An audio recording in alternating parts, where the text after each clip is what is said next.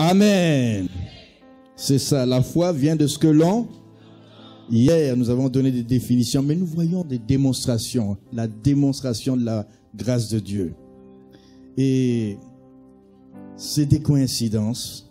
Quand le pasteur m'invitait, il a dit du 19 au 20, mais tu viens un dimanche avant.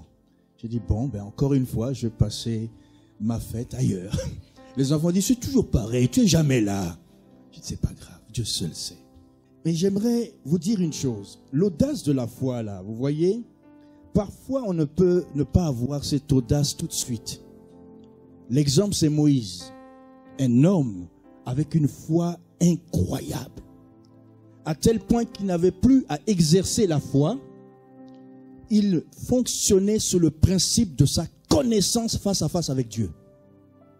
Parce qu'il y a exercer la foi, et puis il y a l'onction de la connaissance. C'est un niveau au-dessus de la foi. C'est-à-dire, tu sais que quand Dieu parle, c'est Amen. D'autres disent, j'exerce. Seigneur, accorde-moi la foi. Pourquoi? Mais d'autres sont arrivés à un niveau, ils savent que Dieu va le faire. Est-ce que vous voulez arriver à ce niveau-là? Tu sais que Dieu va le faire. Parce que Moïse voyait Dieu face à face. Mais au début, le Moïse là, il n'était pas aussi courageux. Il dit, on voit quelqu'un d'autre. Je ne sais pas parler. Il est parti à l'âge de 40 ans. Il avait un pouvoir en tant que, dit-on, militaire. Il avait la force de parole. Et il était quelqu'un qui avait un bras pour la guerre. Mais quand il arrive à Madian, il perd la parole.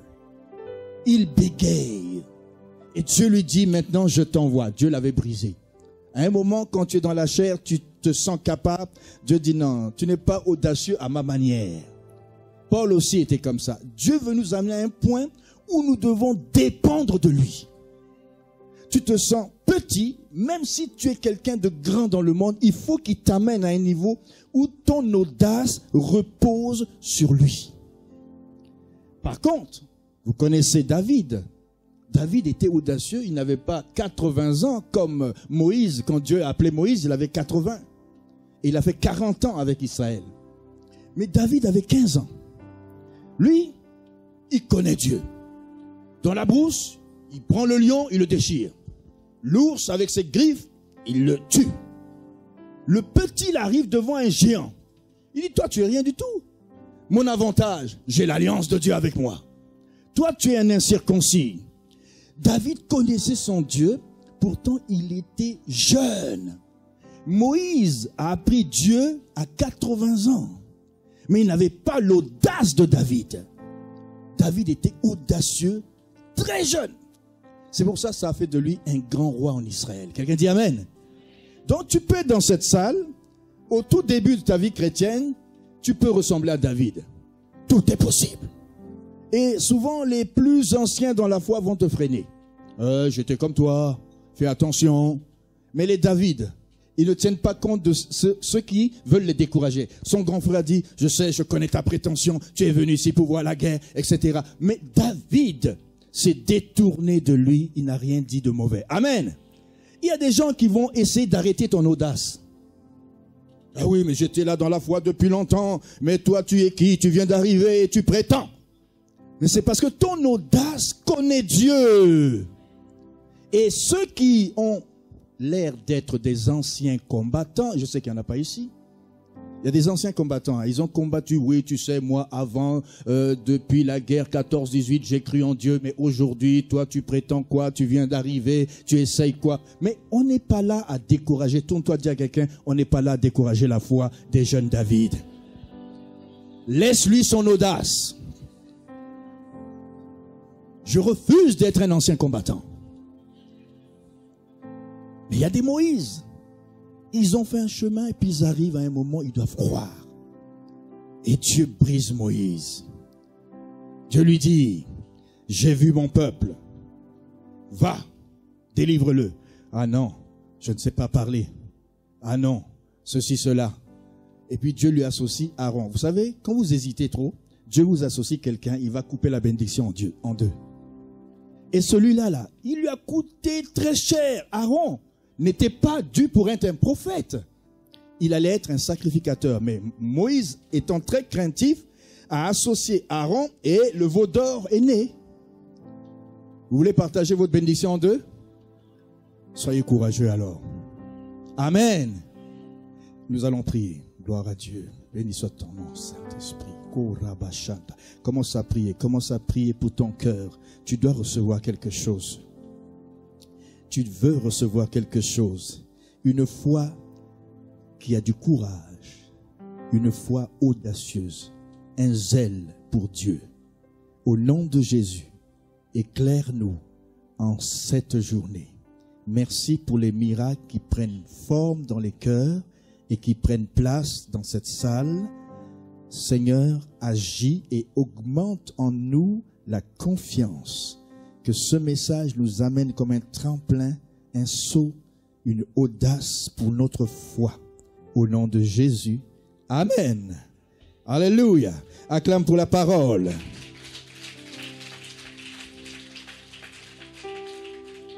Alors,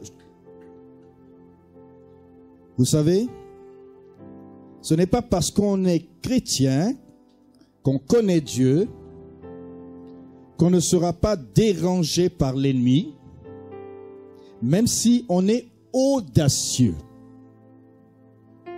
même si on a une foi. Il y a des moments où tu peux avoir une foi terrible. L'ennemi va venir te déranger pendant des jours et des jours pour te faire perdre confiance. Il y a quelqu'un dont je vous ai parlé, s'appelle Moïse. Nous avons besoin d'être informés sur le caractère de notre ennemi. Vrai ou faux? Si tu ne le connais pas bien, même si tu es audacieux, tu risques de perdre la foi en route. Satan, malgré notre foi et notre audace, ne nous laissera pas tomber ni tranquille parce qu'on est enfant de Dieu, parce qu'on manifeste la foi ou parce qu'on jeûne. Vous avez vu l'exemple de notre sœur Roselyne. Elle a été en haut, elle a été en bas, mais après elle s'est ressaisie. C'est ça le chemin de la foi. Tu ne diras pas toujours on va aller comme ça. C'est un apprentissage qu'elle a eu et je pense qu'elle pourra en encourager beaucoup. Quand je la voyais devant, je dis oui, c'est ça l'audace de la foi. Ça ne vient pas tout de suite comme ça, comme Moïse. Pour d'autres comme David, ils ont été bergers dans la plaine et tout de suite ils ont découvert Dieu. Mais il y a des fois, l'ennemi va chercher à te déranger pendant que tu progresses dans ta foi. Pense à Moïse. Pourquoi quand Dieu dit à Moïse, va libérer mon peuple, il lui dit, mais je sais que Pharaon ne laissera pas partir. Alors déjà, tu as un hic au départ. Tu me dis, va libérer, mais tu sais qu'il ne va pas libérer. Mais j'y vais ou j'y vais pas? Je te dis, va libérer mon peuple, mais il ne va pas libérer. Quel message? Dis à quelqu'un, quel message? Mais tu me décourages dès le départ. Mais je vais manifester des signes, n'oublie pas. Et je serai avec toi. Et quand je vais te manifester mon nom, tu diras, je suis. Je suis avec toi. Donc quand Dieu dit qu'il est avec toi, tu dois dire, je suis est avec moi. Donc je ne suis pas malade. Donc je ne suis pas ceci. Puisque je suis, je le conjugue avec moi, tu dois dire, je suis positivement. Tu ne peux pas dire je suis négativement parce qu'il est avec toi. Et la seule présence de je suis avec Moïse a fait la différence. Il n'était pas audacieux au début, mais je suis était avec lui. Et quand il a commencé, il a su que Jésus est Jéhovah Rapha. Je suis est Jéhovah Jireh. Je suis, on peut le conjuguer avec tous ces noms. Amen. Et je suis était avec lui. Et je suis l'avait envoyé vers Pharaon. Pharaon était la figure la plus puissante, était un dieu sur la terre. Pharaon, c'était comme les États-Unis d'Amérique. Pharaon, c'est comme un de ces grands aujourd'hui. Il contrôlait le monde. Et pendant des siècles, Pharaon, en Égypte. Et il devait aller confronter Pharaon. Je pense qu'avec le peu de courage qu'avait Moïse, il n'allait pas avoir la force. Et donc Jésus lui a dit, je serai avec toi. Il savait qui était Pharaon. Vous avez besoin de savoir que lorsque Dieu est avec vous, Dieu va manifester progressivement des signes comme pour Moïse jusqu'à ce qu'il déploie le dernier signe. Il fallait le dernier signe. Et le signe, le dernier, c'était les ténèbres, puis le sang. Quelqu'un dit le sang. La Pâque. Et nous sommes dans la Pâque. Nous vivons ce signe-là. Le signe de la Pâque, c'était le signe du sang sur le linteau des portes. Quand cette année, Dieu place son sang précieux de Pâques sur 3 sortes de portes. Allons dans Apocalypse et nous allons découvrir ces 3 portes qui sont les portes que vous allez vivre durant l'année 2019. Quelqu'un dit Amen. La première porte est dans Apocalypse chapitre 3, verset 7e. Voici au verset 7, à l'église de Philadelphie, ce que dit le Saint, le véritable, celui qui a la clé de David. Celui qui ouvre et personne ne fermera. Quelqu'un dit une porte qui s'ouvre. Avec foi, une porte va s'ouvrir devant moi. Il dit, je mets une porte devant toi et j'ai une clé, celle de David, qui ouvre le ciel, qui ouvre sur la terre. Parce que tu n'as pas renié mon nom, j'ai mis devant toi, peuple de Dieu, ce soir, une porte ouverte que personne ne peut fermer. Je demande le sang de Jésus cet après-midi sur la porte de votre destinée. Je n'ai pas entendu. S'il y a une porte devant toi, je te déclare cet après-midi qu'elle est ouverte. Tes ennemis viendront rentrer et se mettre à genoux dans cette année devant toi. Cette porte va te mener vers ton destin. Elle est devant toi. Cette porte va mener l'église dans l'évangélisation. Il y aura croissance. Je déclare 200 personnes et plus au nom de Jésus. Je n'ai pas entendu les pasteurs là. Gloire à Dieu. Quelqu'un dit je reçois. Quelqu'un dit une porte est ouverte devant moi. J'applique le sang de Jésus sur cette porte devant toi au nom de Jésus. Je te donne les gens de la synagogue de Satan, ceux qui se disent vrais mais qui ne sont pas vrais.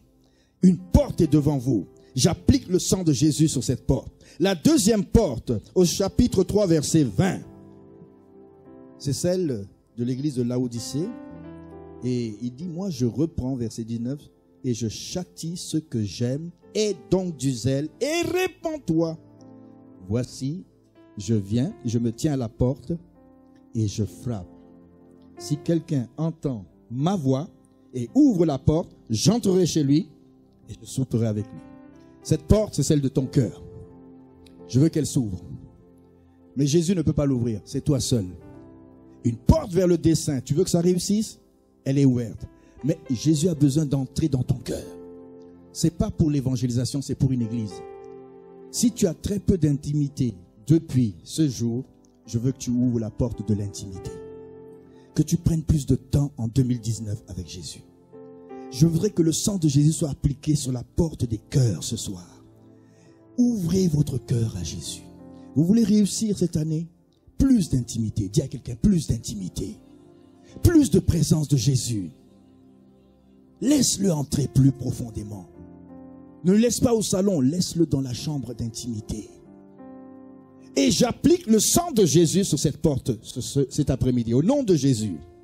Quelqu'un reçoit? La troisième porte, c'est celle qui n'est pas intérieure, c'est celle qui n'est pas devant, mais au chapitre 4, verset 1, c'est la porte qui s'ouvre vers les révélations célestes. Quelqu'un est avec moi? Je regardais et voici une porte était ouverte dans le ciel. Qui veut des révélations plus profondes cette année, en 2019? Lève la main. Alléluia. Tu veux que la porte s'ouvre. Maintenant, tu vas te lever. Tu vas voir les 3 portes qui sont ouvertes devant toi. Tu vas ouvrir la porte de ton cœur. Tu vas prier pour l'intimité. Tu vas prier pour que le destin que Dieu a mis dans cette porte devant toi puisse t'amener très loin. Et tu vas prier que les révélations à partir de ce mois d'avril puissent couler dans ta vie. Levons-nous au nom de Jésus maintenant. Levons-nous, commençons à déclarer sur ces portes. Le sang de Jésus est appliqué à ces portes. Le sang de l'agneau. Et il fallait un signe sur les portes portes. Et ces 3 portes nous donnent l'ouverture maintenant. Commence à prier, commence à prier. Les 3 portes, la porte d'intimité, la porte du ciel, que les révélations des anges viennent en 2019. La porte devant toi, que tes ennemis viennent se mettre à genoux. Ceux qui se moquaient de toi viennent maintenant contempler la gloire de Dieu dans ta vie. Au nom de Jésus. Prie pour les 3 portes, les 3 portes, les 3 portes, les portes de ta destinée, les portes de ton intimité, les portes des révélations, les portes, le sang de Jésus sur ces portes.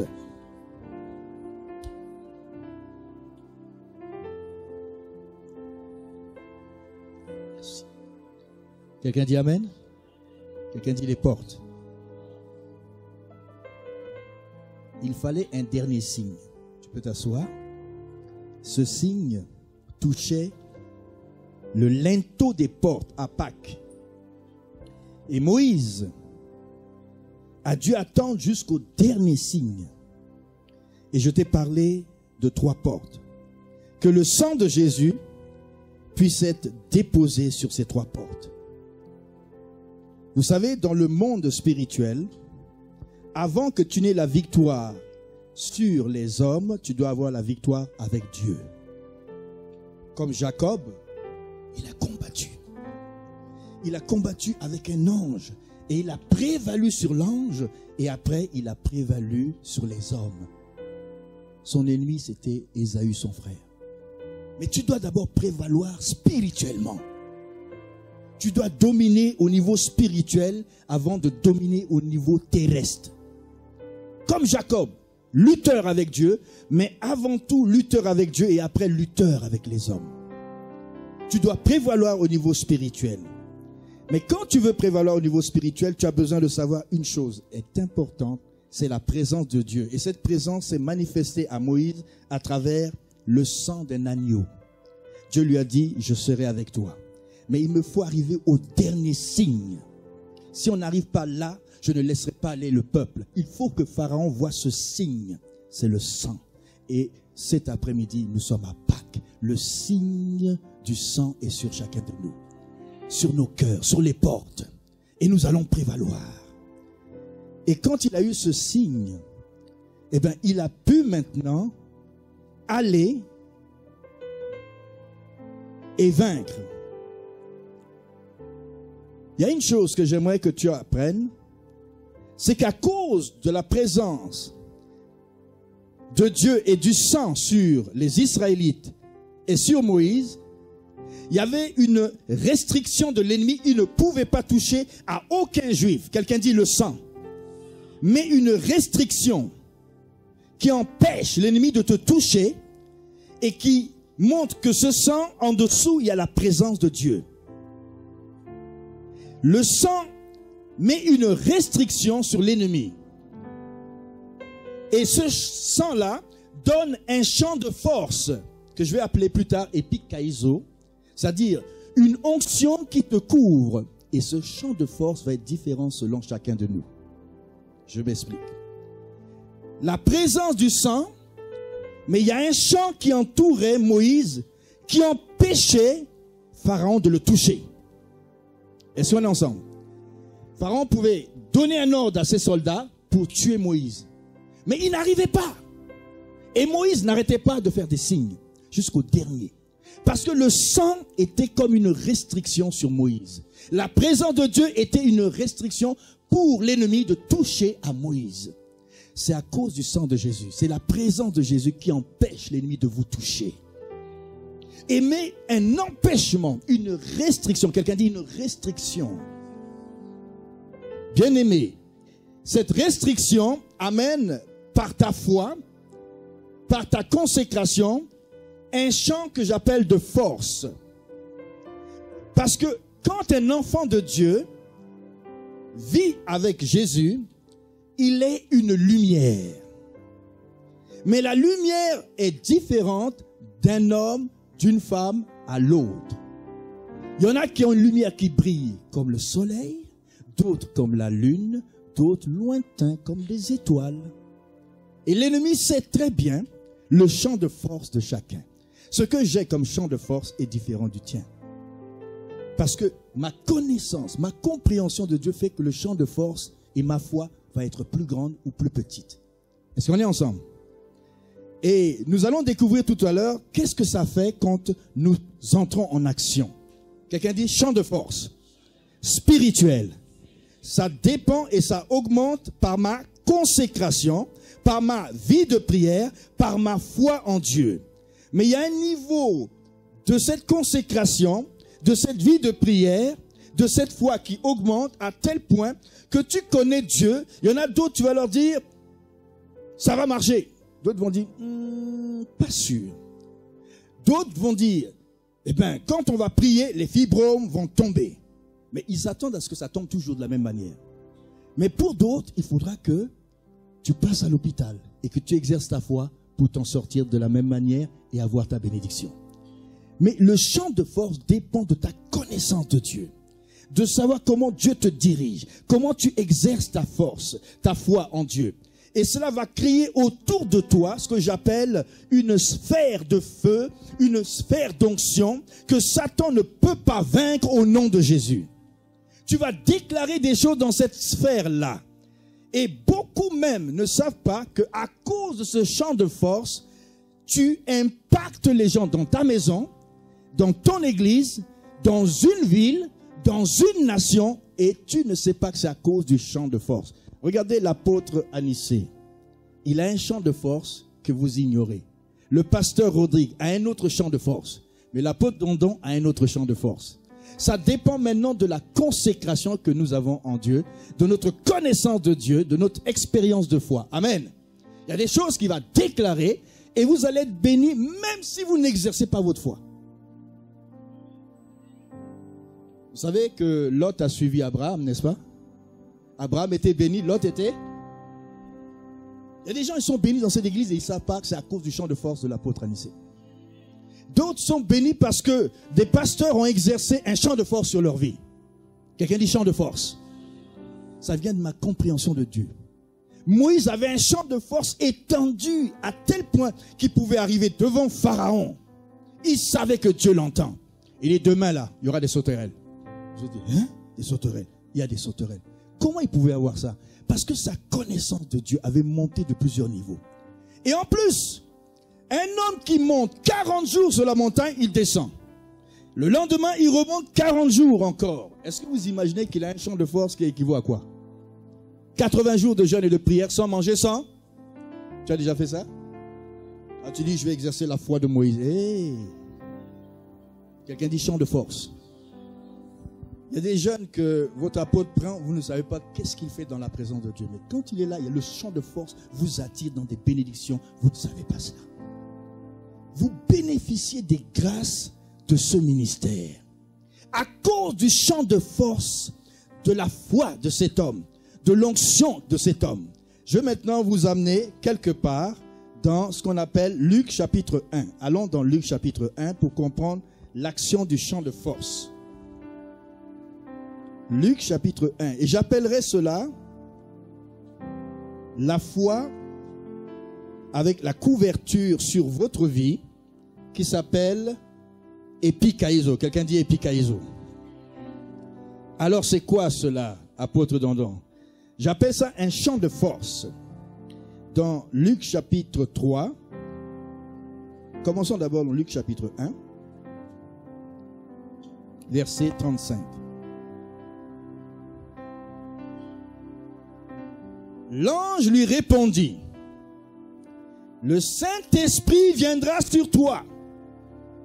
La puissance du Très-Haut te couvrira de son ombre. C'est pourquoi le Saint-Enfant qui naîtra de toi sera appelé fils. Le Saint-Enfant qui naîtra de toi sera appelé fils de Dieu. Le mot ici, la puissance du Très-Haut te couvrira. Vous avez dans le psaume 91, celui qui demeure sous l'abri du Très-Haut repose à l'ombre. Qui ne veut pas reposer à l'ombre de Dieu? Mais Marie, avec une expérience, cette expérience c'est que Dieu est venu sur elle l'a couvert de son ombrage. Et cette expression a donné épikaizo, sur elle l'ombre de Dieu. Quand Dieu est sur toi, et cela vient pendant que tu es rempli de l'Esprit, Dieu vient sur toi et tu deviens couvert de l'ombre du Saint-Esprit. En même temps qu'il est en toi, il a une protection qu'il te donne. Et quand Marie était sous cet ombrage, eh bien Dieu a inoculé, a envoyé dans son ventre le Verbe. On ne sait pas comment ça s'est passé, mais subitement, Marie est devenue enceinte. C'est ça le miracle quand Dieu est sur toi. Et là, elle a été rendue capable d'avoir un enfant et d'enfanter. Et cette expression a donné épikaizo, l'ombre de Dieu sur moi. Quand tu es rempli du Saint-Esprit, Dieu vient sur toi. Mais la manière où Dieu va fonctionner avec chacun de nous dépend maintenant de notre foi, de notre vie de prière et comment on va développer cette ombre qui nous couvre et qui agit avec notre foi. Quelqu'un est avec moi? Nous allons aller dans l'exemple de Acte 5 où nous voyons Pierre en train de manifester quelque chose dans sa vie. Quelqu'un dit Acte 5, verset 15. Quelqu'un dit épikaizo, l'ombre de Dieu sur moi, sa puissance sur moi, produit quelque chose en moi, comme Marie, le miracle. Acte 5, 15. Nous voyons un homme qui avait peur au début dans sa vie, mais qui, depuis la Pentecôte, Dieu est descendu sur lui. Et au verset 12, on nous dit beaucoup de miracles et de prodiges se faisaient au milieu du peuple par les mains des apôtres. Ils se tenaient tous ensemble au portique de Salomon et aucun d'eux n'osait se joindre à eux. Verset 14. Le nombre de ceux qui croyaient au Seigneur, hommes et femmes, s'augmentait de plus en plus, en sorte qu'on apportait les malades dans les rues et qu'on les plaçait sur des lits et des couchettes, afin que lorsque Pierre passerait, quelqu'un dit, afin que lorsque Pierre passerait, puisque épikaizo avait déjà été déposé à la Pentecôte, et que Pierre était un homme de prière, même quand il avait faim. On nous dit qu'il était en train de monter sur un toit, en train de prier, de jeûner. Même s'il avait faim, il était toujours en train d'entretenir cette présence sur lui, à tel point que même, à un moment donné, Pierre, dans sa vie d'intimité avec Dieu, sa foi en Dieu, a ressuscité des morts. Dans cette vie d'intimité, à tel point que l'ombrage était tellement présent, que son ombre et l'ombre du Tout-Puissant, sur sa vie, même cet ombrage guérissait les malades. Est-ce que vous avez déjà vu quelque chose comme ça? L'ombre de Pierre guérissait les malades. Qu'est-ce qu'il y avait dans l'ombre? C'est sa consécration, sa foi en Dieu. L'Esprit était sur lui, à tel point qu'il développait quelque chose qui n'avait même pas besoin de toucher quelqu'un. L'ombre touchait les gens et les guérissait. Est-ce que vous me suivez? Allons dans Actes des Apôtres chapitre 19. Acte 19.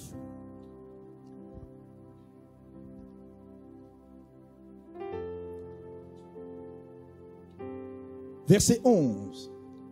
Paul arrive au sommet de son ministère. Il a connu des choses incroyables. Mais là, en Asie, il s'est fait des choses qui dépassaient l'ordinaire. Quelqu'un dit extraordinaire. Pas du déjà vu, mais du jamais vu. Au verset 11, et Dieu faisait des miracles extraordinaires par les mains de Paul. On nous dit par les mains de Paul, hein? Au point qu'on appliquait sur les malades des linges ou des mouchoirs qui avaient touché son corps. Pourtant, on nous dit par les mains de Paul. Mais là, on a touché son corps avec des mouchoirs. Et on allait toucher les malades et les maladies quittaient. Quelqu'un dit épikaizo. Et les esprits malins sortaient. Bon, ça c'est quel niveau de foi ça? C'est-à-dire que même quand tu es sous l'ombrage de Dieu là, tu es revêtu de la puissance d'en haut. Tu commences à développer une communion. C'est pourquoi j'ai dit priez pour que la porte de votre cœur s'ouvre bien en cette année. Vous voulez voir des choses extraordinaires, n'est-ce pas? J'ai vu les pieds de mes enfants, on a prié, puis des pieds qui étaient plus courts, j'ai vu des pieds s'allonger devant nous. On filmait ça là, ça s'allongeait. Vous avez vu des choses comme ça? Ça c'est extraordinaire, c'est-à-dire que tu as un pied plus court que l'autre, mais l'autre pied se met à s'allonger sur le champ. Tu vois des choses qui dépassent l'ordinaire. J'ai vu dans une croisade des grosses grottes comme ça, des choses incroyables disparaître comme ce fibrome. Pouf, tu tournes, tu vois la personne, elle a un goître très gros, tu te retournes, ça a disparu. C'est extraordinaire. Il y a l'ordinaire, j'ai un mal de dents, je t'impose les mains, le mal de dents, pas. Ça on dit c'est ordinaire, parce que tu veux prendre un comprimé. Il y a des choses ordinaires, mais il y a des choses extraordinaires. Qui veut voir des choses extraordinaires ce soir? Est-ce que vous croyez que nous pouvons arriver à ce niveau-là? Quelqu'un dit épikaizo, chant de force. Il y a un chant de force en cette semaine de Pâques terrible. Et ce chant de force, qui veut entrer dedans? Qui veut entrer dedans? Il y a le chant de force de l'église MCSF, voilà, je me trompe un peu, et qui réside à cause de l'apôtre et de son équipe. Mais il y a un autre chant de force qui est l'apôtre Dandon qui vient se joindre à ce chant de force. Et je vous dis, c'est un chant de force qui va encore rayonner de par les nations. Mais ça dépend maintenant de la consécration de chacun. Vous pouvez être dans un chant de foi, vous venez, vous priez, vous n'exercez même pas la foi, vous êtes béni au travail. Vous n'exercez même pas la foi. Juste le fait d'être dans le chant de force de cette église, vous avez des bénédictions. Mais ce soir, j'aimerais maintenant prier pour vous. Mon message s'arrête là. Nous allons passer à la prière. Est-ce que vous voulez bénéficier? Vous savez, j'ai dit au Seigneur, aujourd'hui, je veux déclarer des grâces particulières sur les enfants de Dieu ici. Je voudrais que tu me donnes un cadeau particulier, qu'il y ait des choses extraordinaires. Que le chant de force vous donne ce que vous êtes venu chercher, que ce soit des enfants, que ce soit un travail, que ce soit une guérison. Levez-vous et nous allons entrer dans ce chant de force ce soir. Parce qu'il y a des choses extraordinaires, des choses, pas du déjà vu, mais du jamais vu. Est-ce que tu crois que tu peux voir le jamais vu? Des choses qui ne sont pas montées à l'oreille de quelqu'un, qui n'est pas montée au cœur de quelqu'un. Oh, mais que Dieu révèle ce soir à tous ceux qui croient. Oh, je sens que le chant de force va amener la guérison. Je sens que le chant de force va amener des déblocages. Des esprits qui bloquaient ta destinée vont partir devant toi. Oh, je sens ce chant de force. Alors, ce que je veux, c'est que tu commences à dire, papa, je veux bénéficier de cette grâce. Seigneur, tu as mis dans cette église un chant de force, une ombre du Tout-Puissant qui couvre depuis l'apôtre jusqu'à toute l'équipe apostolique, jusqu'à tous les membres. Et ce soir, cet après-midi, je veux être une bouche autorisée de Dieu pour que ta bénédiction puisse rayonner encore au-delà de ce que tu peux penser. Alléluia. Commence à remercier Dieu et à prier pour dire, papa, je veux rentrer dans cet ombrage, ce champ de force. Exerce ta foi, rentre. C'est une question de rentrer. Et même si, que tu le veuilles ou non, la bénédiction va t'atteindre ce soir. Que tu le veuilles ou non, la bénédiction va t'atteindre ce soir. Remercie Dieu, remercie Dieu. Ta bénédiction est là ce soir. Ta bénédiction est là ce soir. Je sens la couverture de Pikaïzo. Je sens cette grâce sur cette église. Je sens que les esprits commencent à reculer. Je sens que les démons commencent à trembler. Je le vois, je le vois, je le vois. Quelque chose est en train de se passer dans ce champ de force.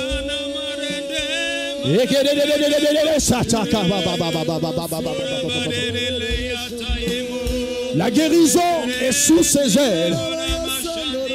Le mariage est sous ses ailes. La délivrance est sous son aile ce soir. Au nom de Jésus, au nom de Jésus.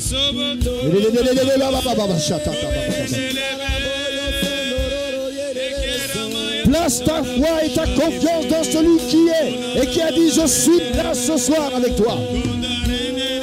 Place ta foi et ta confiance en celui qui a dit je suis là ce soir. Je